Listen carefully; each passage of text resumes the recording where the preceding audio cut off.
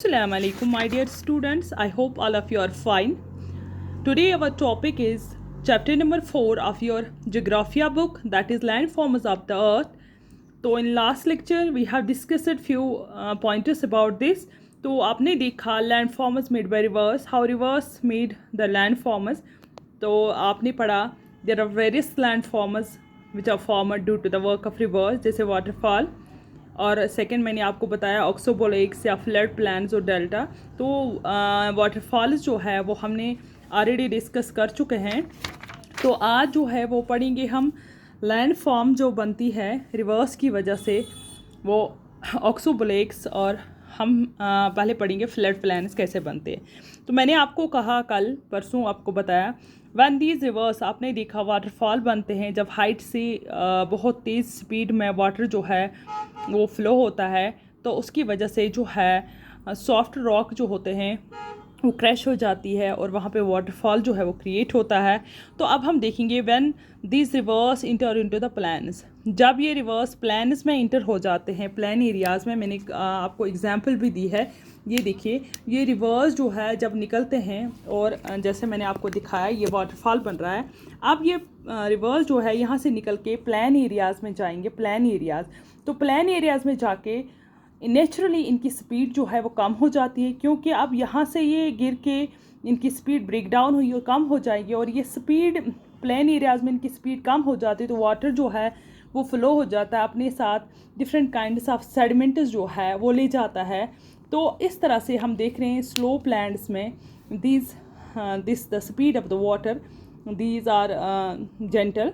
तो इस तरह से जो वैली पे चलती है, फ्लैट फ्लोर पे जब ये चलती है तो ये अपने साथ जो है मड ले जाती है, स्लेट्स ले जाती है, अपने साथ स्टोन्स ले जाती है, मिट्टी ले जाती है। तो उनको हम एलुवियल सॉइल भी कहते हैं। तो वो डिपॉजिट जो है इन रिवर्स की डिपॉजिट जो है एक लेयर बनाती है, डिपॉजिट्स बनाती है रिवर्स की वजह से।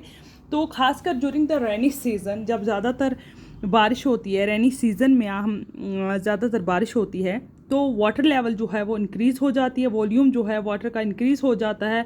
और ये रिवर्स जो है अपने अंदर इस वाटर को, जैसे आप देख रहे हो इसमें ये जो एक रिवर का पानी आ रहा है, तो आप देख रहे हो इस साइड में इसने अपने साथ जो है सेडिमेंट्स लाए हैं, वो इन जगहों पे जमा हुए हैं। पहले ये जगहें खाली थी, अब ये भर चुकी है, इसमें एलुवियल सॉइल है।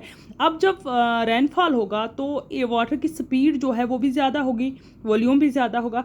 तो ये वाटर जो है ओवरफ्लो हो जाएगा यहाँ से इन प्लेन एरिया से ओवरफ्लो हो जाएगा, क्योंकि वॉल्यूम ऑफ वाटर जो है वो ज़्यादा है और जगह जो है वो कम है, एक्सेस है वाटर, जगह कम है।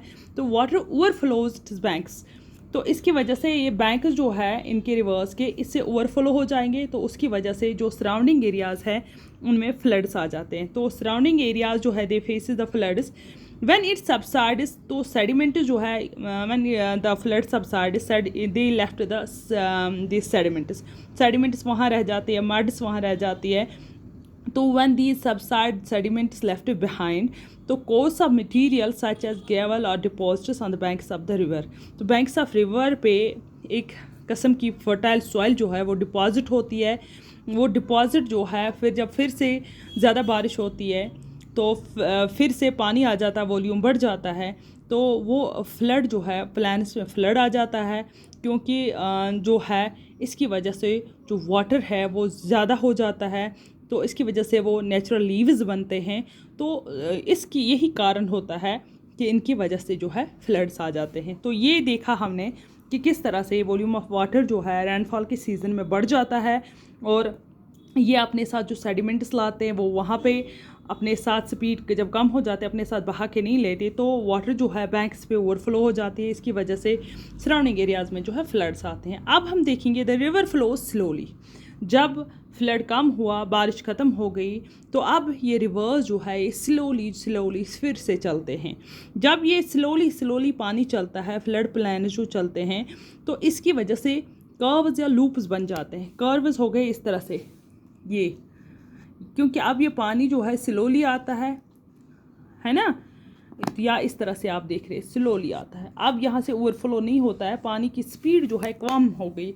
जो ये इस तरह के ये जिगजैग जो है जिगजैग पोर्शंस बनाते हैं, जिगजैग रोड्स बनाते हैं, इनको हम मैंडर्स कहते हैं।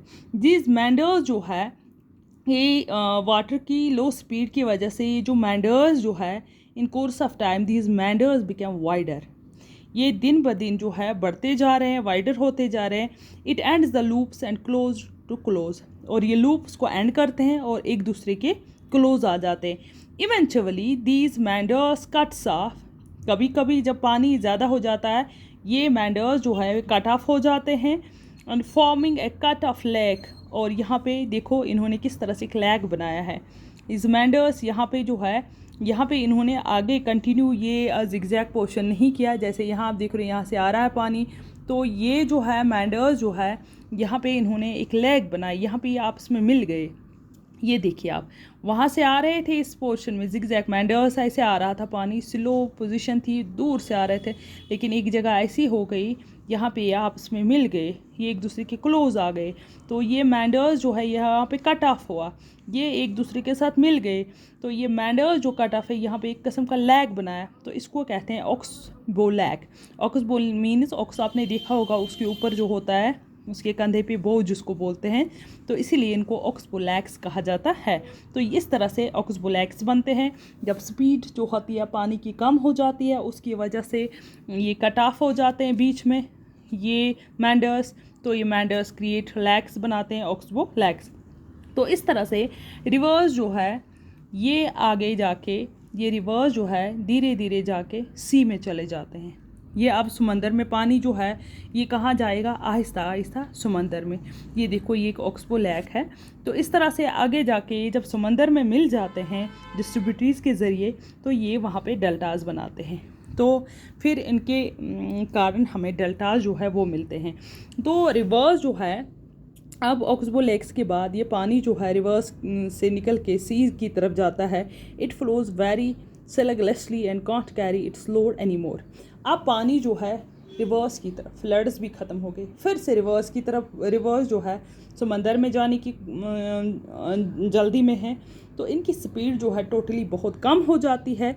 अपने साथ जो सेडिमेंट्स लाए हैं, क्योंकि जब इस पानी को फोर्स ज़्यादा था, इस पानी में एनर्जी ज़्यादा थी, ये अपने साथ स्टून्स बहा लेके गई थी, मिट्टी ले गई थी, बहुत सारे सेडिमेंट्स। लेकिन जब इसकी स्पीड कम हो गई, इसकी ताकत कम हो गई, इसकी एनर्जी जो है कम हो गई, अभी स्लो मोशन में चल रहे हैं, तो ये जो है अपने साथ सेडिमेंट्स है ये नहीं ले पाते, कैरी नहीं कर पाते, इनको लोड हो जाता है अब। तो ये क्या होता है, the river deposits all the sediments eight its mouth. जब ये समंदर के नज़दीक पहुंचते हैं, समंदर में इंटर होने से पहले ही समंदर के मुंह पे ये सेडिमेंट्स को रख देते हैं और पानी जो है धीरे धीरे समंदर में चला जाता है। और ये जो माउथ पे ये सेडिमेंट्स रुक जाते हैं, ये मिट्टी रुक जाती है डिपॉजिट्स, तो ये कोई छोटी मोटी मिट्टी नहीं होती, बड़े ढेर होते हैं, तो ये एक ऑब्स्टेकल बन जाते हैं रिवर के पाथ में, क्योंकि रिवर को अब इंटर कहाँ होना था, समंदर में। जैसे मैं बताऊंगी, ये फॉर एग्जांपल आप देखिए ये समंदर है, तो ये यहाँ पे कभी ऑक्सबो लेक्स, कभी रिवर्स का जो पानी है ये आ रहा है यहाँ पे, लेकिन अब पहले ये तेज़ आ रहे हैं, यहाँ पे लैक्स बनाए ऑक्सबो ले, अब ये यहाँ से इसकी स्पीड कम हो गई, तो ये अब इनको इंटर होना था सी में, समंदर में, लेकिन इनके साथ जो अपने साथ ये मिट्टी सेडिमेंट्स लाए, तो ये समंदर के मुंह पे इन्होंने रोक लिए, तो ये एक ऑब्स्टैकल हर्डल बन गई, ये इन्होंने इस पानी को रिवर्स को रोका यहाँ समंदर में जाने के लिए। अब ये पानी जो है इसको समंदर में जाना है, तो मिट्टी सारी ढेर बन गई सामने, तो ये मिट्टी जो है, ये पानी जो है ये डिस्ट्रीब्यूट हो जाता है डिस्ट्रीब्यूटरीज में, तो ये दूसरे रास्ते इख्तियार करते हैं समंदर में जाने के लिए, तो छोटी छोटी चैनल्स बनती है या डिस्ट्रीब्यूटरीज जिनको हम बोलते हैं, ये स्प्लिट हो जाता है पानी, ये दूसरे रास्ते ढूंढ लेते हैं स्मॉल चैनल्स में। इन्हीं कैनल्स को हम क्या कहते हैं, डिस्ट्रीब्यूटरीज। तो अलग रास्ते से समंदर में इंटर होते हैं और बीच में जो ये मिट्टी का ढेर बन जाता है, इसको हम कहते हैं डेल्टा। ये एक डेल्टा की फॉर्म जो होते हैं इख्तियार कर लेते हैं, लेकिन सब रिवर जो है वो डेल्टा, अब रिवर जो होते हैं ख़ासकर जो डेल्टास होते हैं वो रिवर्स के मुंह पे सामने होते हैं, इन्हीं की वजह से ट्रायंगुलर शेप के होते हैं। These deltas are of triangular shape. तो जैसे गंगा ब्रह्मपुत्र डेल्टा जो है, it is the biggest delta in the world. Ganga Brahmaputra delta दुनिया का सबसे बड़ा डेल्टा है। तो और rivers do not form deltas, सब रिवर्स जो है वो डेल्टाज नहीं बनाते हैं। Which does not form a delta has a narrow opening at its mouth, जो डेल्टा नहीं बनाता है समंदर, उनकी नैरो माउथिंग होती है। विच gradually widens out of the सी, जब वो समंदर में जाते हैं तो वो बहुत बड़ा मुंह खोलते हैं, बहुत वाइड हो जाते हैं। फिनल शेप की opening of the mouth rivers called estuary, और उनको हम एशुरी कहते हैं। यहाँ पे एशुरी का आपको जिक्र नहीं करता है, सिर्फ डेल्टा का। अब आपने समझ आया कि किस तरह से फ्लड्स आते हैं। फ्लड्स जो है ये अपने साथ जो मड ले आते हैं, तो फ्लड्स जो है दरिया के किनारों पे, बैंक्स पे वो जमा हो जाती है। उसकी वजह से, रेनफॉल की वजह से जो एक्सेस वाटर होता है वो प्लेन एरियाज़ में घुस जाता है, उसकी वजह से फ्लड्स आते हैं। फिर आपने देखा किस तरह से दीज मैंडर्स जो है बनते हैं। तो ये मैंडर्स जो है बीच में कट ऑफ हो जाते हैं, जब स्पीड कम हो जाती है, कट ऑफ हो जाते हैं, आपस में ये पानी मिल जाता, तो बीच में एक लैग क्रिएट होता है, लैग बनता है, जिसको हम वो लैग्स कहते हैं। इसी तरह से रिवर्स जो है इनको इंटर होना होता है सी में। जब समंदर के अंदर ये पानी कोशिश करता है जाने की, इसकी स्पीड कम होती है, लेकिन इसके साथ बहुत सारा जो है सॉइल होता है, एलिवेल सॉइल या जो डिपॉजिट्स होते हैं, मड होता है, तो वो सारा रिवर माउथ, सी के माउथ के सामने जो है डिपॉजिट होता है। एक हर्डल बनती, एक रुकावट बनती है इन रिवर्स के बीच। ये पानी जो है अंदर जाना था, ये एक रुकावट बन गई। अब ये दूसरे रास्ते इख्तियार करते हैं, डिस्ट्रीब्यूटीज़ के ज़रिए ये पानी जो है डिस्ट्रीब्यूट हो जाता है रिवर इस सी में घुसने के लिए। तो इस तरह से इन वहाँ पे एक ट्रायंगुलर शेप की, इस मड को एक ट्रायंगुलर शेप बन जाती है, ये मिट्टी का ढेर जमा हो जाता है और ट्रायंगुलर शेप का बन जाता है, तो उसको हम डेल्टा कहते हैं। I think it is enough for today. Thank you.